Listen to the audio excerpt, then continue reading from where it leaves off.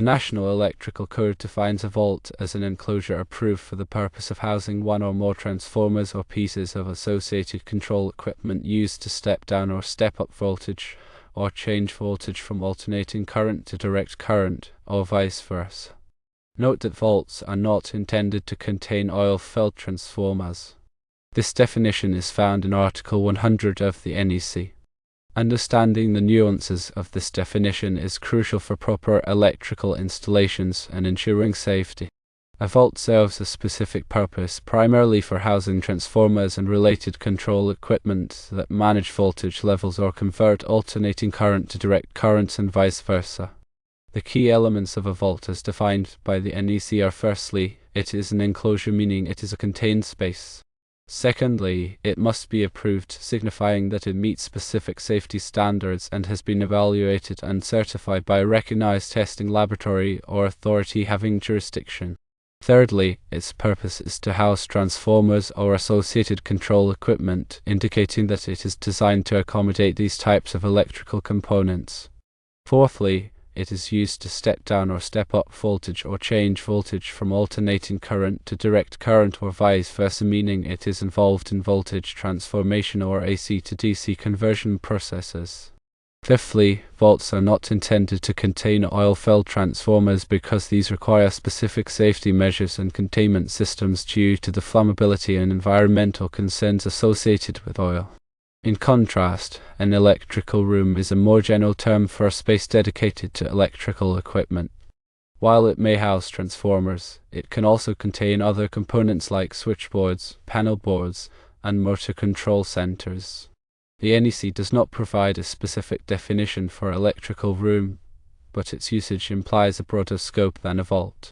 The distinction lies in the vault's defined purpose for voltage transformation and the restriction against oil-filled transformers, while an electrical room serves as a general space for various types of electrical equipment.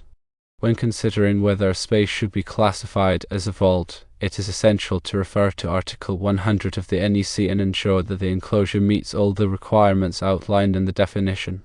If the space houses transformers or control equipment for voltage transformation and does not contain oil-filled transformers, it likely falls under the definition of a vault. However, if the space serves a broader purpose and contains other types of electrical equipment, it may be considered an electrical room. Additionally, local codes and regulations may have specific requirements for vaults, so it is always best to consult with the authority having jurisdiction to ensure compliance. Remember that the definition of a vault provided in Article 100 applies generally throughout the NEC unless specifically noted otherwise.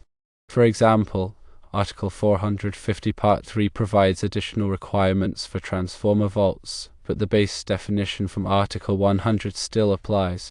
The NEC provides specific guidelines for the construction and installation of vaults to ensure safety and prevent hazards.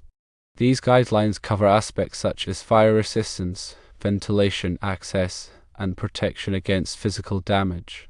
For instance, NEC Section 450.43 outlines the construction requirements for transformer vaults, including the minimum fire resistance rating for walls, roofs, and floors. Vaults are typically required to have a fire resistance rating of at least 3 IROs, meaning they can withstand exposure to fire for the duration without structural failure. The NEC also addresses ventilation requirements for vaults to prevent the buildup of heat and flammable gases. Proper ventilation helps to maintain a safe operating temperature for the equipment inside and reduces the risk of explosions or fires. Section 450.45 specifies the ventilation requirements for transformer vaults, including the minimum size of ventilation openings and the use of automatic or manual venting systems. Access to vaults is another important consideration. The NEC requires that vaults have doors or other means of access that are of sufficient size to allow for the installation and maintenance of equipment. The doors must also be equipped with locks or other security measures to prevent unauthorized entry. Additionally, the NEC addresses protection against physical damage to vaults. Vaults should be located in areas where they are not exposed to mechanical damage from vehicles, equipment, or other sources. If physical damage is a concern, the NEC recommends providing additional protection such as bollards or barriers. Proper grounding and bonding are also crucial for electrical safety in vaults.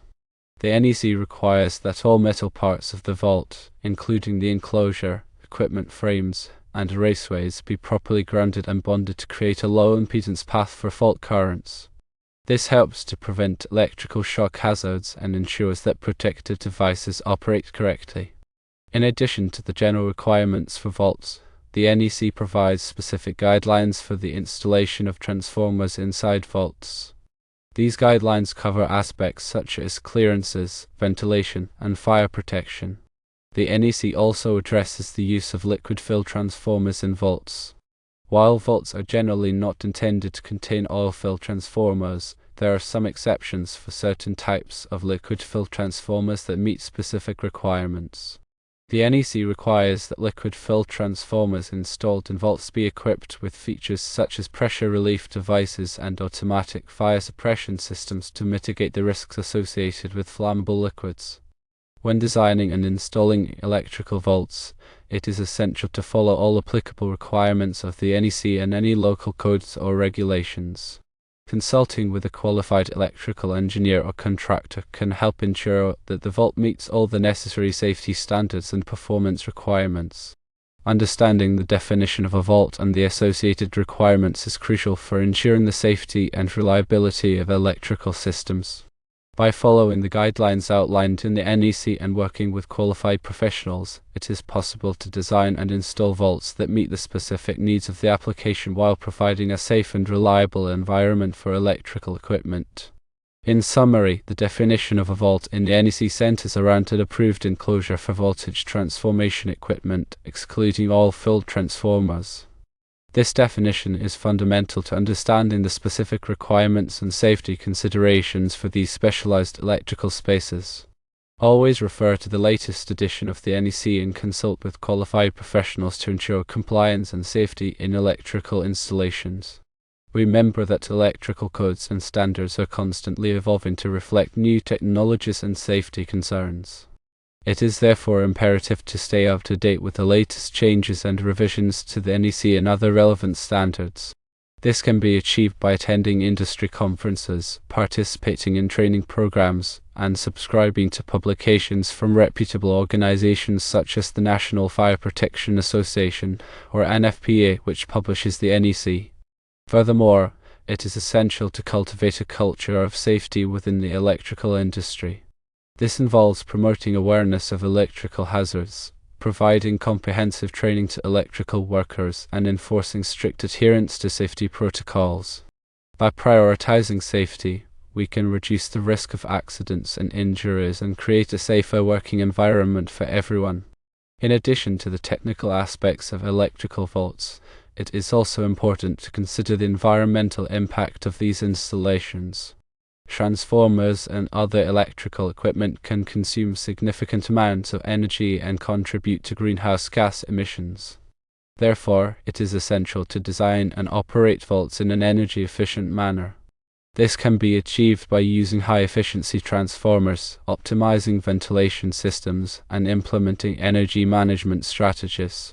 Furthermore, it is important to properly dispose of electrical equipment at the end of its useful life.